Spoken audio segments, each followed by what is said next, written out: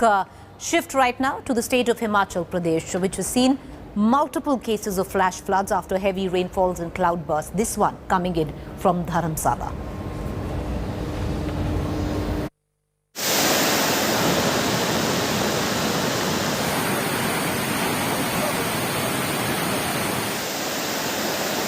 The hills that once wore a heavenly look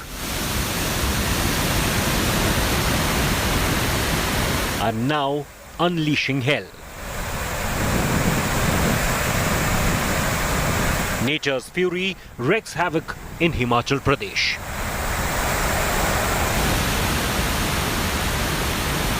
Leaving a long trail of destruction. Incessant monsoon rains triggered cloudbursts and flash floods in Himachal Pradesh on Monday.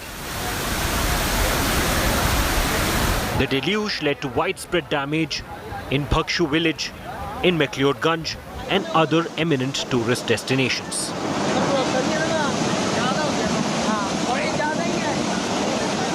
Water currents swept away cars in Bhagshu Nag. The area was flooded as water gushed rapidly through the parked vehicles and entered hotels.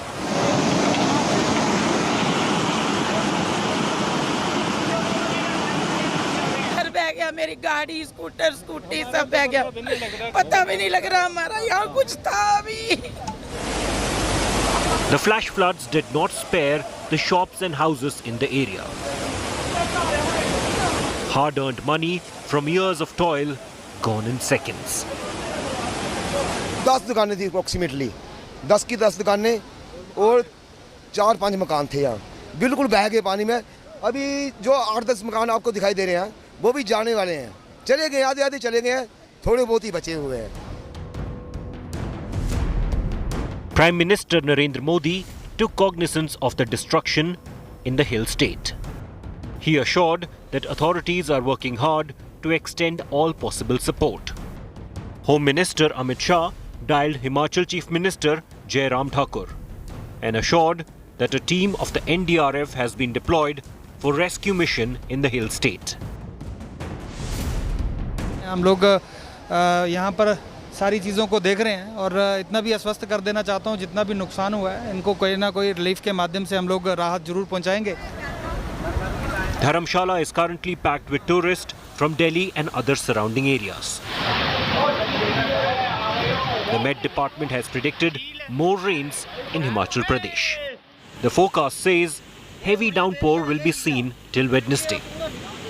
The department has issued an orange alert that indicates heavy to very heavy rains in plains and mid-hills for the next 2 days.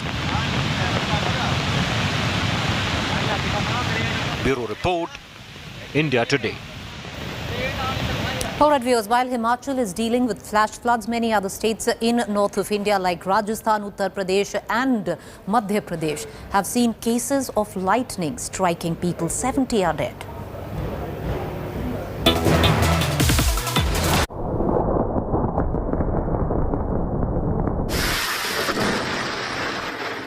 These images of lightning may look stunning, but in reality, as you probably already know, they can be very deadly.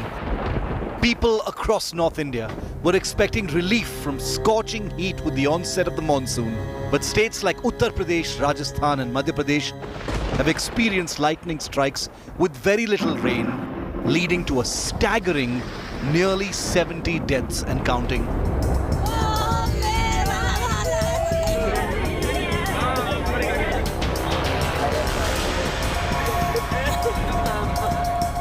In Uttar Pradesh alone, 41 deaths were reported, with 14 fatalities from Prayagraj alone. ये आकाशीय बिजली से 2 लोगों की मृत्यु हो चुकी है. किस गांव में घटना हुई है? ये नगला उमर के पास में हुई है. उनके अपने खेत के पास थी वो. खेत पे. More than 41 deaths have already been reported in Uttar Pradesh. The government of UP is on high alert, and CM Yogi Adityanath has given clear instruction to send the relief and at the same time the compensation to the families. In Rajasthan, 20 people have died after being struck by lightning in several areas. Several people have died at the iconic Amer Fort, where they'd gathered to enjoy the good weather.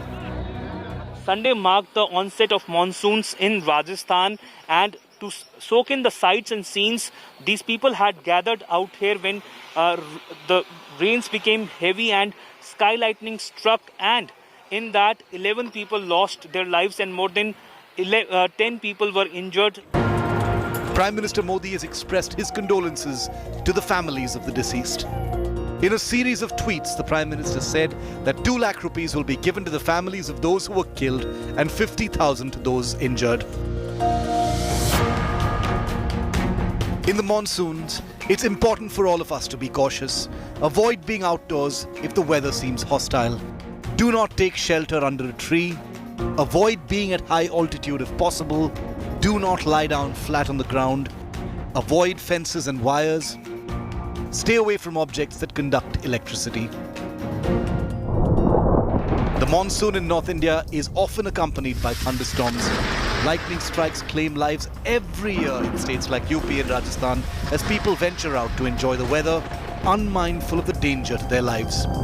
With Abhishek Mishra and Devankur Vadhavan, Bureau Report, India Today. All right, viewers, let's move on. As the threat of a third COVID wave looms large across India, the Indian Medical Association has finally stepped in and issued a grave warning in the light of many festivities that are taking place.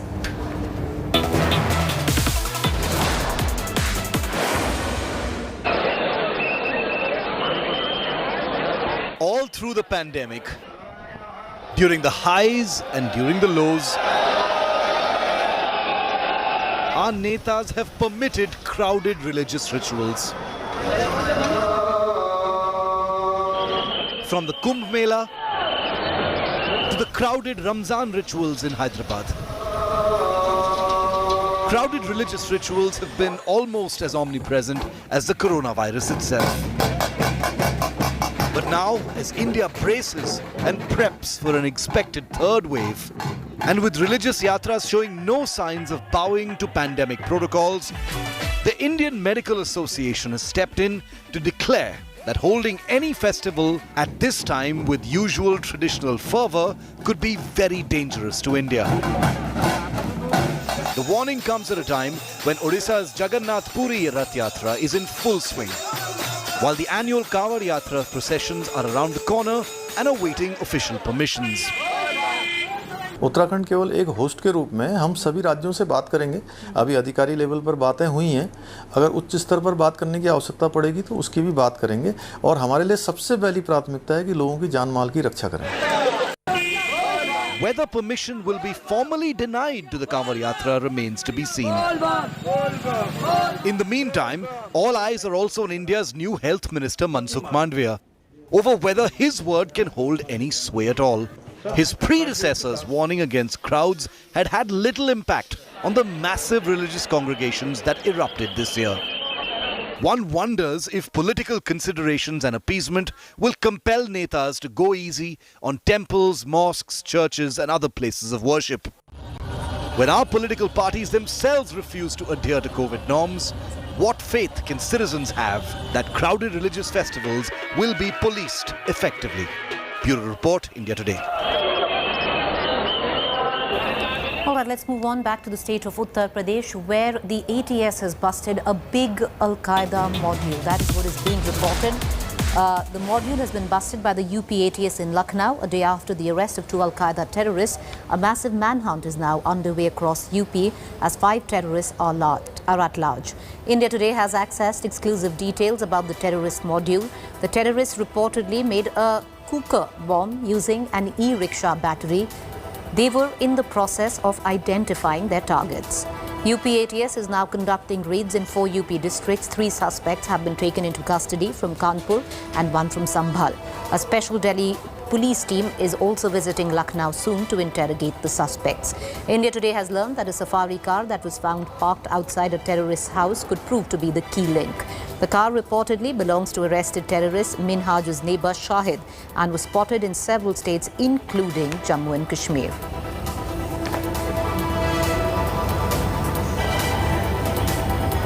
All right, this is interesting, viewers. A big protest has erupted in the state of Tamil Nadu on unconfirmed reports of the bifurcation of the state.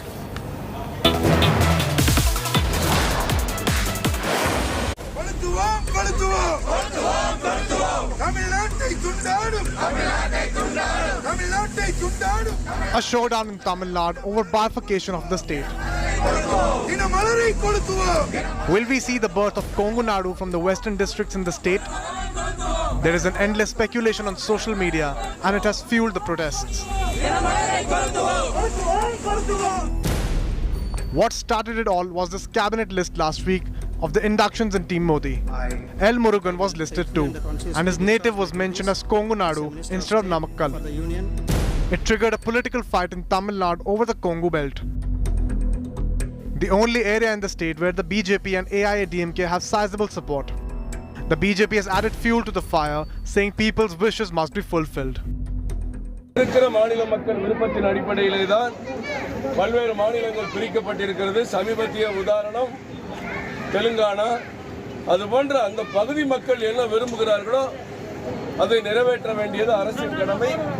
பெரும்பான்மையான மக்களுடைய விருப்பம்தான் நம் நாட்டில் ஏற்றுக்கொள்ளப்பட்ட ஒரு விஷயமாக. But the DMK has made it clear a bifurcation is quite simply impossible. தமிழ்நாட்டை யாரும் பிரிக்க முடியாது. அதனால யாரும் அந்த கனவெல்லாம் நீங்க அப்படிலாம் கவலைப்பட வேண்டிய அவசியம் கிடையாது. அது நிச்சயமாக ஒன்றிய அரசு தான். ஏன்னா அரசியல் சட்டத்திலே ஒன்றிய அரசு யூனியன் கவர்மெண்ட் அப்படின்னு தான் சொல்லியிருக்கு.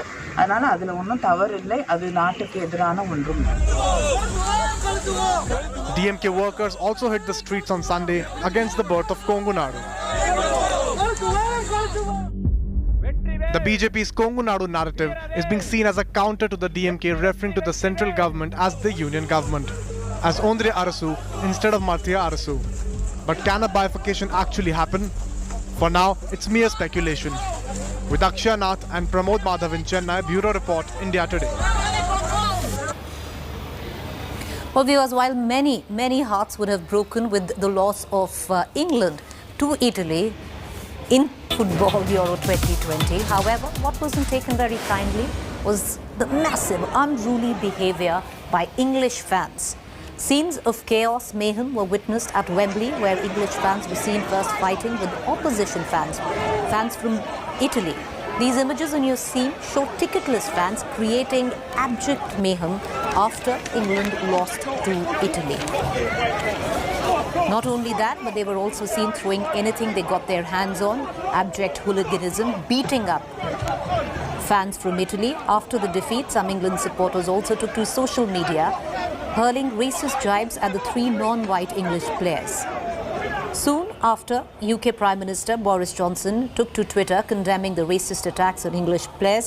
He wrote, "Those responsible for this appalling abuse should be ashamed of themselves."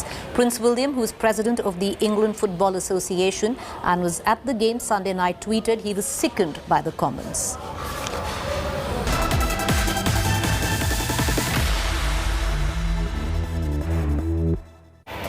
Warm welcome, you're watching our Fact Check segment where we bust certain claims masquerading to be facts on social media platforms and WhatsApp groups. Now there's an image or a video